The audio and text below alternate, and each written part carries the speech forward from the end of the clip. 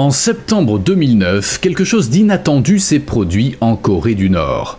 Soudain, les vannes du barrage de Hwanggang ont été ouvertes et d'énormes torrents ont déferlé en aval, faisant sortir la rivière Imjin de son lit. L'eau a envahi le lit de la rivière, elle a débordé et elle a tout emporté sur son passage. Quelques heures plus tard, le flot a atteint la Corée du Sud, située en aval, mais personne ne se doutait de sa puissance. Sur son chemin, l'eau a recouvert une zone où se trouvaient 6 personnes, 5 campeurs et un pêcheur. Aucun d'eux n'avait la moindre idée de ce qui arrivait. Soudain, une vague s'est abattue sur le campement et elle a tout balayé en quelques secondes. 6 personnes ont été prises au cœur de cette force de la nature déchaînée. Je me sers un café et je vous dis tout.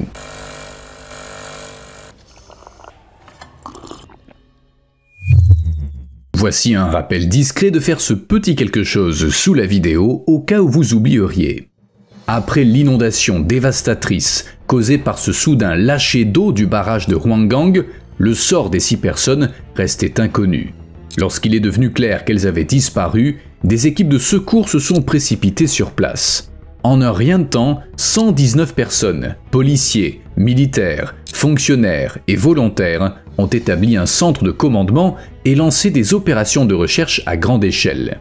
6000 autres personnes ont été mobilisées et des hélicoptères et des bateaux pneumatiques ont été utilisés pour couvrir la vaste zone. Cependant, la zone de recherche était immense et complexe à parcourir à cause du fort courant de la rivière large de 400 mètres sur laquelle même les bateaux pneumatiques naviguaient difficilement. Le premier jour, les recherches n'ont rien donné. Les disparus n'ont pas été retrouvés. Le lendemain, le QG a été divisé en 4 sections et les recherches ont continué sur toute la zone. Ça a fonctionné. Le matin, 3 des disparus ont été retrouvés. Malheureusement, il était trop tard. Tous 3 étaient décédés et il n'y avait aucune trace des 3 autres. Au cours des 2 jours suivants, les efforts ont été intensifiés. Le nombre de secouristes et de militaires est passé à 6300. Ils opéraient dans les régions de Séoul, Incheon et Gangwon et la zone de recherche a été élargie au fleuve Han et à la mer Jaune. Finalement, le centre de commandement a retrouvé les corps des 3 autres disparus. Les opérations de recherche ont pris fin 4 jours après la tragédie. Pour vous donner une idée de l'ampleur de la catastrophe, on estime que 36 millions de tonnes d'eau ont été déversées pendant l'inondation. Le niveau d'eau au niveau de la frontière de Gyeonggi-do a doublé de 2,3 mètres à 4,6 mètres. Mais voyons où les événements ont eu lieu. La rivière Imjin est la 7e plus longue de la péninsule. Elle traverse la Corée du Nord, franchit la zone démilitarisée et continue son chemin à travers la Corée du Sud. Puis, la rivière se jette dans le fleuve Han en aval de Séoul et celui-ci atteint finalement la mer Jaune. Sur la partie nord-coréenne de la rivière, il y a le barrage de Hwanggang, une centrale hydroélectrique. Il est situé à 42 km de la DMZ et il mesure 1,1 km de longueur. Le déversoir situé sur son côté gauche détourne une partie de l'eau de la rivière Imjin vers la rivière Hyeseong pour produire de l'énergie hydroélectrique. Quant à la rivière Imjin, il faut 9 heures pour que l'eau libérée du barrage atteigne le point le plus septentrional de la rivière du côté sud-coréen. Mais même en l'absence de lâcher d'eau, la mousson estivale apporte de fortes pluies sur la péninsule de juillet à début août, ce qui provoque souvent la crue de la rivière Imjin. Et par conséquent, ça entraîne des inondations dans les 2 Corées. Après la tragédie qui a tué 6 personnes, en octobre 2009, la Corée du Nord a accepté de signaler à la Corée du Sud tout lâcher d'eau du barrage. Et elle l'a fait. 2 alertes ont été émises en juillet 2010 et une en juillet 2013. Cependant, l'alerte de 2013 a été la dernière. Depuis, la Corée du Nord a apparemment changé d'avis et elle ne se donne plus la peine de prévenir. En dépit du fait que donner un préavis avant de procéder à un lâcher d'eau sur une rivière commune à 2 pays est une pratique internationale standard. Ainsi, le 16 mai 2016, Pyongyang a procédé à un lâcher d'eau au barrage de Hwanggang, ce qui a affecté les pêcheurs sud-coréens situés en aval sur la rivière Imjin. La même chose s'est reproduite le 6 juillet de cette année-là, et de nombreuses fois depuis, encore et encore. L'un des derniers incidents a eu lieu à l'été 2024. Des images satellites ont capturé un lâcher d'eau en cours les 4, 7 et 9 août après de fortes pluies en juillet. Les vannes du barrage de 220 mètres étaient partiellement ouvertes pour procéder à un lâcher sur une longue période. L'opération était justifiée, mais pourquoi ne pas prévenir? La Corée du Sud n'a aucun autre moyen de savoir quand un tel lâcher aura lieu. En fait, la Corée du Nord ne répond plus aux appels sur la ligne intercoréenne depuis avril 2023 et les autorités sud-coréennes doivent utiliser des communiqués de presse pour transmettre des messages. En conséquence, pour connaître les niveaux d'eau et savoir si un lâcher va avoir lieu, elles doivent s'appuyer sur des images satellites. Grâce à elles, on peut voir par exemple que le réservoir est plein, ce qui signifie qu'un lâcher est imminent. Sur cette image par exemple, on peut repérer un lâcher non autorisé car les vannes sont ouvertes. Mais le seul moyen d'obtenir des infos est d'utiliser ces images satellites. Comme je l'ai dit, le barrage est situé à 42 km de la zone démilitarisée, donc de la frontière. C'est pas tout proche, donc la Corée du Sud a besoin d'un moyen de connaître l'état des choses. À vrai dire, on sait presque rien de ce barrage, il n'en existe quasiment aucune photo sur internet. Tout ce qu'on a, c'est ça, des images prises de très loin. Du côté sud, on ne voit que la rivière, et en dehors des images satellites, on ne peut apprendre qu'un lâcher a eu lieu qu'en observant la montée du niveau d'eau. Pourtant, l'inondation causée par la Corée du Nord en 2009 n'était pas la pire de l'histoire. C'était un jour ordinaire de juillet 2023. La circulation dans le tunnel souterrain près de la ville de Cheongju suivait son cours habituel. Les gens conduisaient tranquillement, rien ne laissait présager le moindre problème. Soudain, venus de nulle part, de puissants torrents ont afflué de tous côtés. En 2 ou 3 minutes, le tunnel s'est transformé en une rivière furieuse, inondant les voitures et piégeant les gens à l'intérieur. 15 véhicules, dont un bus, se trouvaient dans le passage souterrain lorsque l'eau d'une rivière située à proximité a débordé. Au moment de l'accident, il y avait 9 personnes dans le bus, dont le chauffeur. Au total, 27 personnes sont restées piégées, chauffeur inclus. Le chef des pompiers Nam Hwa-young est arrivé sur le site à 13h07 et ses hommes ont commencé à pomper l'eau à un débit de 45 000 litres par minute. Cependant, il était impossible d'utiliser une pompe dans le tunnel. La salle de contrôle et d'alimentation électrique était inondée. L'eau continuait d'entrer, rendant le travail de pompage très difficile. En raison de l'énorme volume d'eau, les opérations ne pouvaient pas se limiter à un simple pompage. L'objectif principal était de stopper la fuite en colmatant la berge effondrée de la rivière. Initialement, le plan était d'y parvenir en 1 à 2 jours, mais ça a été plus rapide que prévu. Par chance. Les pompiers ont travaillé toute la nuit et vers 6 heures, le passage souterrain est redevenu accessible. 4 plongeurs ont été envoyés à l'intérieur, mais les surfaces étaient couvertes de boue, rendant les recherches difficiles. Après quelques heures, du matériel de pompage supplémentaire a été apporté et à 10 heures, 80 000 litres d'eau étaient pompés par minute. Les recherches ont continué toute la journée et la nuit suivante, et ce n'est que le lendemain que les voitures ont pu être extraites. Le tunnel a été fouillé par 900 secouristes, dont plusieurs plongeurs. Sur les photos et vidéos, on peut voir comment ils ont bouclé le périmètre, puis pompé l'eau et utilisé des bateaux pneumatiques. La visibilité était quasi nulle sous l'eau, mais des recherches ont quand même été effectuées par des plongeurs ainsi qu'un drone sous-marin. L'eau était si trouble que le drone n'a pu faire qu'un aller simple sur une distance de 100 mètres et il n'a trouvé aucun véhicule. Au total, les recherches ont mobilisé 297 personnes et 33 engins, dont plusieurs drones sous-marins. 4 groupes ont été formés. Un groupe militaire et 3 équipes de pompiers et de secours. Seulement 9 personnes ont survécu, et on peut parler de miracle. Le chauffeur du bus 747 a aidé les passagers à sortir en leur disant de casser les vitres et de courir. Plus tard, des images d'une caméra de sécurité ont été retrouvées. Elles montraient un couple abandonnant sa voiture et courant alors que l'eau commençait à monter. Au total, 13 corps ont été retirés du tunnel. Les secours ont dû travailler pendant plusieurs jours pour sortir tous les véhicules. Cependant, il y aurait pu y avoir encore plus de victimes. Lorsque le passage souterrain a été inondé, M. Gu Min-kyol, dont la voiture se trouvait entre le bus 747 et un camion de 14 tonnes, a vu l'eau monter devant le bus. Il a immédiatement changé de voie, klaxonné et fait marche arrière tout en criant aux autres de sortir.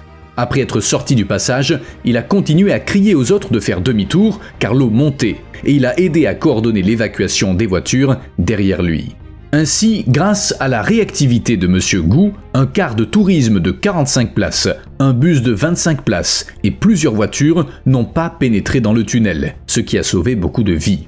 En une journée, près de 300 mm de pluie sont tombés, mais les inondations ne se sont pas limitées à ce tunnel submergé. Des glissements de terrain ont eu lieu. Ailleurs, dans la région montagneuse de Gyeongsang, du nord au centre de la Corée du Sud, 19 personnes sont mortes après que des glissements de terrain ont rasé des maisons. Et 6400 résidents ont été évacués après que le lac de barrage de Gwesan, dans la province de Chungcheong, a commencé à déborder. Plusieurs villages situés dans des zones basses près du barrage, ainsi que les routes les reliant, se sont retrouvés sous l'eau, laissant certains résidents piégés dans leurs maisons. L'un d'eux a déclaré à la BBC qu'il n'avait jamais vu une pluie comme celle qui a précédé l'inondation. Quand les secouristes ont atteint le village au milieu de la nuit, l'eau lui arrivait déjà à la taille. Au total, pour faire face à la catastrophe, 600 pompiers, 400 soldats et policiers, ainsi que 10 chiens de secours ont été mis à contribution dans la région. Précisons que les fortes pluies et autres catastrophes ne sont pas rares en Corée du Sud. Souvent, le pays est frappé par de fortes pluies durant la mousson et en milieu montagneux, les glissements de terrain sont courants. Mais cette année-là, les dégâts étaient bien pires que d'habitude. Des témoins dans la région montagneuse de Gyeongsang du Nord ont déclaré que vers 5 heures, un bruit fort est venu de la montagne, suivi presque aussitôt d'un glissement de terrain qui a enseveli les maisons et les ruelles du village. La montagne s'est littéralement effondrée, emportant tout ce qui s'y trouvait. De grands arbres, par exemple, ont été abattus et ont détruit une étable. Le glissement de terrain a également emporté des maisons avec des gens à l'intérieur, ce qui a aggravé le bilan humain. Et il était difficile d'aider les survivants. Il fallait non seulement des bras, mais aussi des engins lourds et les faire passer là où les ponts avaient été emportés et où les routes étaient bloquées par des arbres, inondées et couvertes de boue n'était pas si simple. Sur ces images aériennes des zones inondées, l'épaisseur de la couche de boue et d'eau est telle que seuls les toits dépassent. Bref, cette inondation était pire que celle auxquelles la Corée du Sud fait face en temps normal. Bien sûr, les autorités tentent de garder les choses sous contrôle. Est-ce qu'elles y parviennent? Eh bien, c'est discutable. Par exemple, à Cheongju, où le tunnel a été inondé, les familles des victimes ont critiqué les autorités locales pour ne pas avoir bloqué l'accès au tunnel. Elles auraient pourtant pu le faire après les premières alertes. Pour info, elles ont précédé de 4 heures la catastrophe. Étant donné que le tunnel est très bas et situé à seulement 600 mètres de la rivière, on pouvait se douter de ce qui allait se produire. L'eau allait monter et inonder le tunnel. Difficile d'imaginer un autre scénario. Alors pourquoi personne n'a agi? Peut-être était-ce simplement une erreur humaine. En tout cas, 36 responsables ont fait l'objet d'une enquête. Mais les critiques ne se sont pas arrêtées là. Par exemple, en une du International Newspaper du 11 juin 2023, on trouvait un article intitulé « Rien n'a changé, la ville reste sans défense contre les inondations ». Voici un extrait de l'article. Malgré les fortes pluies prévues dans tout le pays cet été en raison d'El Niño, de nombreux projets de prévention des inondations à Busan n'ont même pas commencé. Non seulement la ville n'a pris aucune mesure de prévention, bien qu'elle ait été désignée comme zone à risque d'inondation il y a des années, mais elle tarde à installer des réservoirs dans les quartiers où des gens sont morts. Ça ne veut pas dire pour autant que les autorités coréennes ne font rien du tout. Selon l'association météorologique coréenne, le pays reçoit entre 1000 et 1800 mm de précipitations par an, surtout en été. Ainsi, comme je l'ai dit, les inondations estivales y sont courantes et les gens sont habitués à s'y préparer. C'est visible de nombreuses façons. Par exemple, pour faire face aux inondations, les villes agrandissent les systèmes d'égouts, elles installent des drains et des réservoirs souterrains, des canaux de drainage et des bassins de rétention. Elles démantèlent également les rivières urbaines couvertes et elles augmentent leur capacité de drainage. Des mesures sont prises contre les crues de rivières, installation de bassins de rétention, suppression des rivières couvertes, augmentation du débit et mise en place de digues. Il existe aussi des mesures d'ordre général pour prévenir les inondations. notamment la gestion des rivières via la construction et le rehaussement de digues et le creusage des rivières pour empêcher leur débordement. Quant aux barrages construits dans le cours supérieur et moyen des rivières, ils préviennent les dégâts en aval car ils retiennent temporairement l'eau. Bien sûr, c'est à condition qu'ils soient en bon état et que l'eau ne puisse pas les traverser. Sinon, loin d'être utiles, ils risquent de causer eux-mêmes une catastrophe. Quant à la ville de Busan, ses autorités prévoient de réaliser un projet appelé Tunnel d'eau pluviale profonde d'Oncheoncheon pour faire face aux averses records et améliorer la qualité de l'eau dans les principales rivières. La ville souhaite construire un système de drainage des eaux pluviales long de 3,5 km, profond de 30 à 40 mètres et capable de stocker 400 000 tonnes d'eau. Le système est simple. Il collectera l'eau de pluie pendant les tempêtes et il la relâchera plus tard dans les rivières. Le drainage bénéficiera au district de Tonegun, souvent touché par les inondations. Si tout se déroule comme prévu, des changements majeurs sont à prévoir. La qualité de l'eau des rivières s'améliorera et la ville résoudra du même coup son problème d'inondation.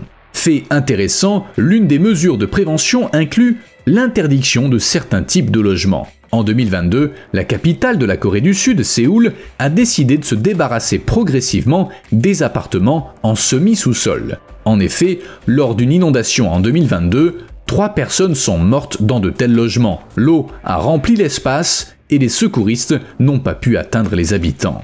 On peut voir de tels appartements dans le film primé aux Oscars, Parasite. Ils sont généralement loués à des résidents à faible revenu. Et évidemment, ces appartements ne sont pas sûrs. C'est pourquoi les autorités ont déclaré qu'à partir d'août 2022, Séoul cesserait de délivrer des permis de construction et convertirait progressivement les appartements existants. La ville donne aux propriétaires de ces appartements 20 ans pour les convertir en espaces non résidentiels, comme des garde-meubles ou des parkings. Après ça, y vivre ne sera plus autorisé. Selon les données officielles, en 2020, il y avait environ 200 000 de ces appartements à Séoul. Malheureusement, je ne sais pas où en sont les choses. Si vous avez plus d'infos, dites-le moi dans les commentaires. Vous me devez un like. À plus.